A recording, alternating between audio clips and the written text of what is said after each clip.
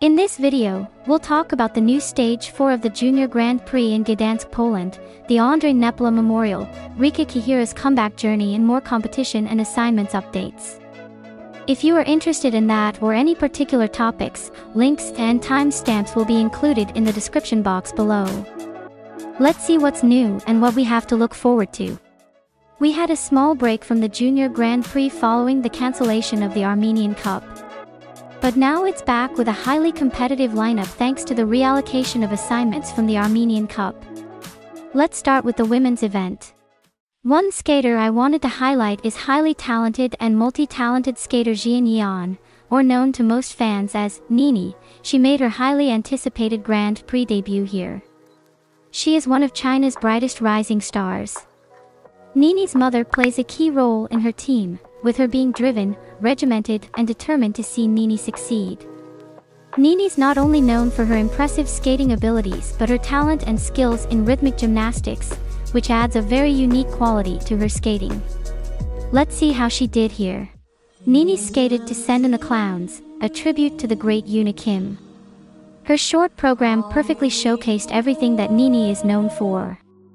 Her elegant skating skills, her strong jumps with lots of intricate transitions, but it's the spins where Nini really shines. Each and every spin was unique, featuring unusual and beautiful positions. With her flying camel spin including a nod to Junhwan Cha's signature position. But it was her final spin that stood out the most, with her showing off an extremely difficult and fast change direction spin, which is rare to see. Nini went into fourth with a total score of 65.40 points, which I personally believe she was a little underscored. Her high quality of skating shined through again in the free skate. This program had everything: amazing artistry and skating skills, a cantilever, and some of the best spins in the world, with her earning level 4s on everything. The only thing that cost her were her jumps weren't as sharp as usual, and in a field like this you unfortunately can't afford these little mistakes. She earned a total free skate score of 113.91 points and a competition score of 179.31 points, placing 5th overall. This was such an impressive debut from her, and I'm sure she'll only get better with more international competition experience. One of the standout skaters from last season, Chaeyeon Kim, made her return to the Junior Grand Prix. She started out strong with a really powerful short program, which was a very different style for her. She performed and executed each element and detail of the choreography in this packed program really well. Her jumps were a highlight for their height and how solid they were overall. She got high grades of execution of almost every element except for her step sequence, where she got a level 3, which I thought was a bit harsh. She finished the short in third with a total score of 67.61 points. You could see Chaeyeon was very focused and determined in the free skate. Like her short program, her free skate was packed with content and she made it look easy. Chaeyeon really excels in the technical department. The only things that were a little off by her standards were she got a level 3 on her opening spin and a minor deduction on her final combination sequence. She tried to fit in as much as possible in her choreo sequence, so she lost a bit of balance near the end, but she recovered nicely. Her final position in her change combo spin was gorgeous. She finished the free with a total score of 127.85 points and a total competition score of 195.46 points, earning her a bronze medal. Mone Chiba is a skater on the rise, coming off a successful season both domestically and at challenger events. She's caught the eye of a few fans for her beautiful skating skills. Mone has been a name we've been hearing about for quite some time now, and it's great to see her finally get the chance to make her Junior Grand Prix debut. She skated to Schindler's List for her short, which is a bold and difficult choice because of the emotional depth of the music. But Mone skated to this flawlessly, showing great artistry and precise skating and performance skills. Every element was perfect, with her achieving level 4s all round. This program was so beautiful. She deservedly went into the lead after this performance with a total score of 70.16 points. Mone Chiba continued this excellence in the free skate, skating to the Butterfly Lover's Concerto. Mone is a classic style skater in the modern day, bringing back classical music and elements such as her pearl spin and spiral, executing them in such a new, refreshing way. Her technique, posture, and precision on every element is very impressive to watch. Mone's musicality, performance skills, and attention to little details are particular highlights of her skating too. The only thing she's missing is an ultra C element, which I believe she's working hard on a triple axel.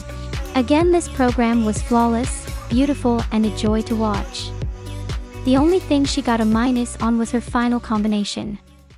Mone Chiba finished second with a total score of 135.66 points for her free skate and a competition score of 205.82 points, earning her a silver medal, and I think many would say a golden silver at that. Japanese star Mao Shimada went into this event as the favorite after comfortably winning her first competition in Ostrava. The question going into this event was, would she continue to skate at the high standard she set herself?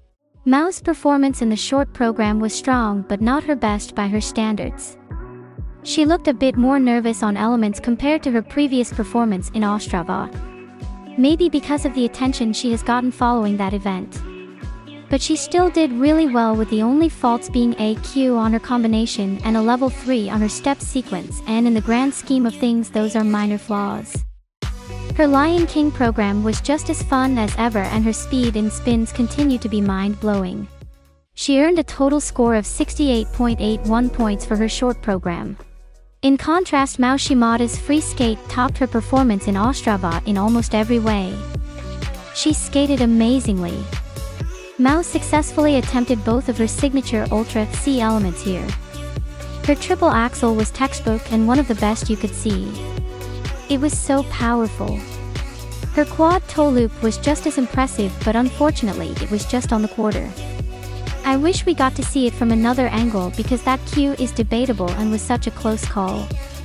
All of her jumping passes were excellent. Her technique is something else. She carries a beautiful flowy glide coming out of every jump. She was foot perfect and her musicality was a lot stronger here. Her skating skills as a whole are incredible too. And need I say any more about those otherworldly spins? Mao is so special. She earned a score of 148.87 points and a total competition score of 217.68 points. This is both her new personal best free skate and total score, and all but guarantees her place at the Grand Prix final. Congratulations, Mao Shimada. As a side note, it is such a shame that we won't get the chance to see her phenomenal talent at the Olympic level until she's 21. I think we really need to have a rethink and have a discussion about the new age limit rules. Albeit it started out with good intentions, but now on the other side of the coin, we are now starting to see the potential negative long-term effects that it may cause in other areas. I have a lot of mixed feelings about this. How do you feel about the rule? Comment below. Moving on to the men's event. It was just as competitive as the women's event, with two of our previous medalists, Nozomu Yoshioka of Japan and Junhwan Cha of South Korea, just missing out of the podium. Rafael Francesco Zich continued Italy's streak of strong performances and medals. Although not everything is perfect yet, you can see he has lots of potential. He earned a bronze medal for his efforts with a total score of 200.73 points. Yudong Chen of China had an amazing comeback. After he had a tough time with the jumps in the short program, but he still gave it his all, performing and finished the short in 16th place. In contrast, he had a near-perfect free, featuring some textbook and gorgeous quads and some really smooth skating skills. He won the free skate but just missed out on gold, earning himself a silver medal with a total score of 201.84 points. Yudong Chen is somebody to look out for just for his sheer determination alone. But it was Lucas Broussard that was one step ahead of everyone with his consistency.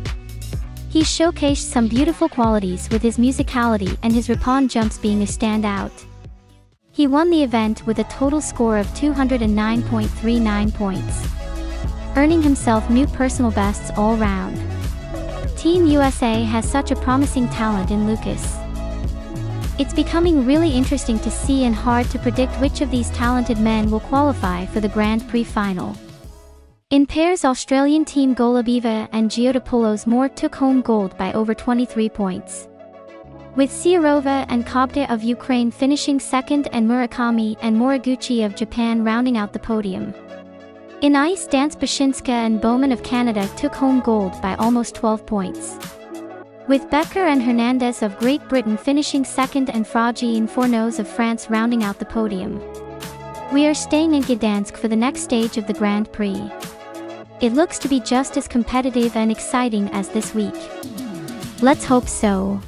Lots happened at this year's Ondrej Nepela Memorial.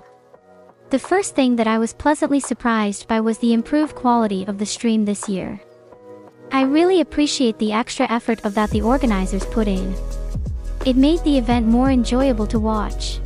Starting with the women's event. After a long fight with an Achilles tendon injury, Bérénice Méité has finally made her comeback and got to showcase her programs for this season for the first time. She skated a very personal program to Michael Jackson's They Don't Care About Us, including her signature move, the Amazing. In the free, she skated to Celine Dion's I Surrender. Yes, she's not back at peak performance, but it's wonderful to see her and her unique style of skating back on the circuit. This is such an achievement. She finished 11th overall here. This was Haein Lee's first competition of the season, and we got to see her programs for the first time here too. She skated beautifully to Storm by Eric Radford. Haein just floats across the ice, and this music suits her really well. The only thing she did have a challenging time on were her jumps, with her falling on her triple flip. For the free skate, she skated to Phantom of the Opera and bravely attempted a triple axel, which she sadly had a hard fall on, and it unfortunately threw off the program from there. Even though this wasn't the best outing for her, she showed a great fighting spirit and finished 3rd overall with a total score of 164.88 points. Lara Gutmann of Italy had a solid outing here, building off her performance at Lombardia Trophy, earning herself a new season's best in the free skate and a total score of 166.24 points and placing 2nd overall. But it was Isabeau Levito who had the edge over everyone here. She looked so confident, and she's settling into her new programs really nicely. She made almost everything look effortless. Her triple Lutz triple loop is as impressive as ever, and Isabeau achieved new season's bests all round for her performances here. She took home gold with a total score of 198.99 points. Congratulations, Isabeau Levito. Deniss Vasiļjevs showcased his new programs, and I think they suit him really well.